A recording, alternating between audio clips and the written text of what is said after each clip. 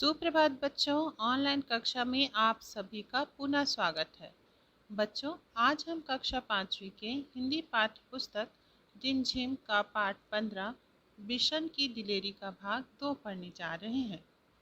बच्चों, इसके पहले भाग में हम लोगों ने जाना कि बिशन कर्नल दत्ता के फार्म हाउस जाने को निकलता है, जैसे कि वह रोज जाते रहता है। तभी उसे गोलियों के चलने की आवाज़ सुनाई देती है और उसे पता चलता है कि तीतर का शिकार करने के लिए जैसे हर वर्ष की भांति शिकारी आते थे, इस वर्ष भी शिकारी आए हैं और बिशन एक घायल तीतर को बचाने के उद्देश्य से अपने स्वेटर में छिपाकर बड़ी तेजी से चलने लगता है। बच्चों, अब इससे आगे की कहानी जानने के लिए पढ़ते हैं पाठ 15 बिशन की दिलेरी का भाग 2। कर्नल दत्ता के घर के रास्ते में एक तरफ गेहूं के खेत थे और दूसरी तरफ कटीले तारों की बाड़। बिशन वैसे तो कटीले तारों की बाड़ में से होकर निकल सकता था, परंतु इस समय वह दोनों हाथों से तीतर को पकड़े हुए था। बच्चों, कर्नल दत्ता के घर बिशन उनकी पत्नी से पढ़ाई के लिए जाता था और उस दिन भी वह जाने के लिए निकला तो उसे गोलियों की आवाज़ सुनाई दी। अब वह घर की तरफ जा रहा था, गेहूं के खेत की तरफ से, और दूसरी तरफ क्या था? कटीले तारों की बाड़ थी, मतलब कटीले यानी कांटों से बंधा हुआ। वैसे तो बिशन कटीले तारों की बाड़ में से होकर निकल सकता था, लेकिन अभी उसने तीतर को पकड़े हुए था और उसको बचाते हुए वह उसके अंदर से नहीं निकल सकता था। तीतर को संभालना बहुत ज़रूरी था, इसलिए वह खेतों के साथ साथ छिप छिप कर चलने लगा ताकि शिकारी उसे देख न ले। वह कुछ ही दूर गया कि पीछे से भारी सी आवाज़ आई, लड़के रुक जा, नहीं तो मैं गोली मार दूंगा।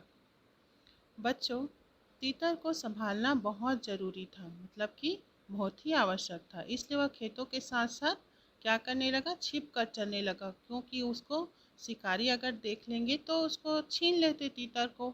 तो वह छिप करके चलने लगा और जैसे ही वह जा रहा था तो शिकारी ने उसको आवाज़ लगाई कि रुक जाओ, नहीं तो मैं गोली मार दूंगा। लेकिन बिशन नहीं रुका, वह चुपचाप चलता रहा। रुकता है या नहीं? उस आदमी ने दोबारा चिल्ला कर कहा। तब तक बिशन कटीले तारों के पास आ गया था। उसका दिल तेजी से धड़कने लगा। बच्चों, जब शिकारी ने आवाज़ दिया तो बिशन तो एक बार डर गया और वह चुपचाप लेकिन चलते रहा, क्योंकि उसको तीतर को बचाना था। तो आदमी जो शिकारी था वह फिर से टोकता है कि रुकता है या नहीं। अब तक बिशन क्या था? कटीले तारों के पास पहुंच गया था, लेकिन उसका दिल क्या था? डर से तेजी से धड़कने लगा था। बढ़ना मुश्किल लग रहा था, लेकिन फिर भी वह रुका नहीं और ना ही उसने कोई जवाब दिया। तभी बिशन को भारी भरकम जूतों की आवाज़ सुनाई दी, जो तेजी से उसके पास आती जा रही थी। बच्चों, अब बिशन को बहुत थोड़ा सा घबराहट हो रहा था, लेकिन वह क्या है, वो रुकता नहीं है, ना ही उसने कोई जवाब दिया। और धीरे धीरे जो शिकारी था उसके कदमों की आहट उसके पास आती जा रही थी, यानी वह नज़दीक आते जा रहा था। पीछे से आ रहा शिकारी गुस्से में जोर जोर से चिल्ला रहा था, मैं तुझे देख लूँगा, तू मेरा शिकार चुरा कर नहीं ले जा सकता। बिशन के लिए आगे निकल भागने का रास्ता नहीं था। अब बिशन सोच रहा था कि कैसे आगे बढ़ूं। फिर शिकारी ने फिर से उसको जोर से चिल्लाया कि तू मेरा शिकार लेकर के नहीं जा सकता। अब बिशन आगे निकल भागने का उसके पास कोई भी रास्ता नहीं बचा था। अगर वह सड़क से जाता तो शिकारी को साफ दिखाई दे जाता। बच्चों, अगर बिशन सड़क की तरफ से जाता तो शिकारी उसको देख लेता, इसीलिए वह खेतों के पास छुप करके बैठा था। इसलिए उसने खेतों के छोटे रास्ते से जाना तय किया। खेतों से आगे के रास्ते में कांटेदार झाड़ियाँ थीं। बिशन उसी रास्ते पर घुटनों के बल चलने लगा। बहुत संभल कर चलने पर भी उसके हाथ पांव पर कांटों की बहुत सी खरोंचें उभर आई। बच्चों, वह अब शिकारी से बचते हुए खेतों के जो छोटे मोटे रास्ते रहते हैं उससे निकलने लगा। और खेतों के आगे रास्ते में क्या था? कांटेदार झाड़ियाँ थी, जिसे बहुत सारे बबूल के पेड़ वगैरह रहते हैं ना, कांटेदार झाड़ियाँ, उसी प्रकार की झाड़ियाँ थी। अब वह धीरे धीरे घुटनों के बल चलने लगा, मतलब बैठ करके चलने लगा ताकि उसे शिकारी देख न ले। लेकिन जो कांटेदार झाड़ियाँ थी उससे उसके हाथ पांव में बहुत सी खरोंचें आ गई। तय किया अर्थात निश्चित किया। खरोंचों से खून भी निकलने लगा। उसकी कमीज की एक आस्तीन भी फट गई। वह जानता था कि कमीज फटने पर उसे माँ से डांट खानी पड़ेगी, पर बिशन को इस बात का संतोष था कि वह अब तक तीतर की जान बचाने में कामयाब रहा। बच्चों, उसको जो चोट लगी थी, खरोंचें आई थी, तो उसको उससे खून बहने लगा था बिशन को, और उसकी एक आस्तीन भी फट गई थी। अब वह सोच रहा था कि अब तो आज माँ से ज़रूर डांट खानी पड़ेगी, लेकिन वह इस बात से संतुष्ट था कि अब वह तीतर की जान बचाने में सफल रहा, कामयाब रहा, यानी सफल रहा। झाड़ी से बाहर आकर वह सोचने लगा कि कैसे पहाड़ी के कोने से फिसल कर नीचे पहुंचा जाए, लेकिन उस कोने में घास बहुत ज़्यादा थी और ओस के कारण फिसलन भी। बिशन थक कर वहीं एक किनारे बैठ गया। अभी वह बैठा ही था कि उसे पाँव की आहट सुनाई दी। आहट सुनते ही वह उठकर दौड़ पड़ा। बच्चों, वह देख रहा था कि किस तरह से मैं पहाड़ी से नीचे जितना जल्दी हो सके पहुंच जाऊं, लेकिन वह देखता है कि जो घास थे वह उसमें ओस के कारण वह गीली हो गई थी और फिसलने का डर था। तो वह बिसन क्या है, वहीं पर थक करके बैठ जाता था। लेकिन जैसे ही वह बैठा तो उसे फिर शिकारी के पाँव की आहट आहट यानी किसी के आने की आवाज़ सुनाई दी, और वह फिर से उठा और उठकर दौड़ पड़ा कर्नल दत्ता के घर की ओर।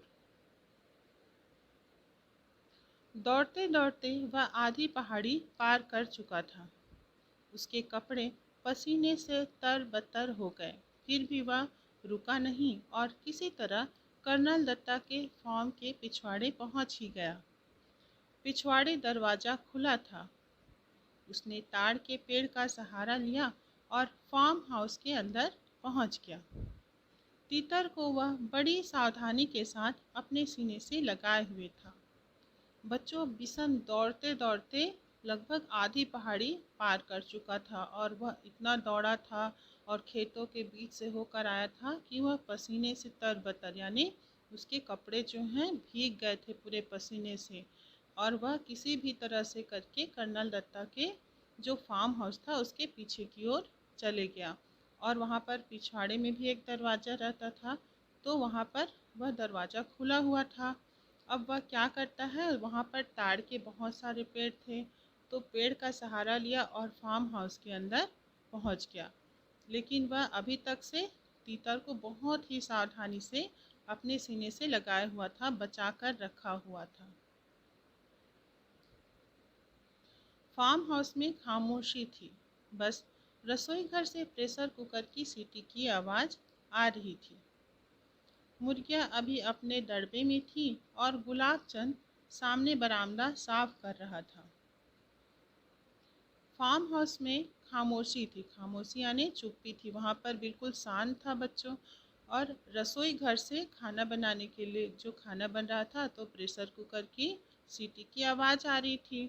और जो मुर्गियाँ जो फार्म हाउस में थी, जिसे कर्नल दत्ता ने पाल रखा था, तो दड़बे, दड़बा यानी जानते हो बच्चों, दड़बा यानी जहाँ पर पक्षियों के रहने के लिए एक काठ का या लोहे का खानेदार घर बनाया जाता है, जिसमें मुर्गियों को रखा जाता है, उसे दड़बा कहते हैं।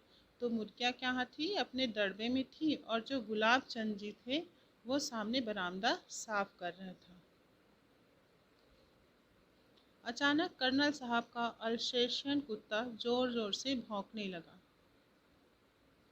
वह किसी अजनबी को देखकर ही इस तरह भौंकता है। बिशन समझ गया कि शिकारी इधर ही आ रहे हैं। उसने इधर उधर देखा ताकि वह तीतर को कहीं अच्छी तरह से छिपा सके।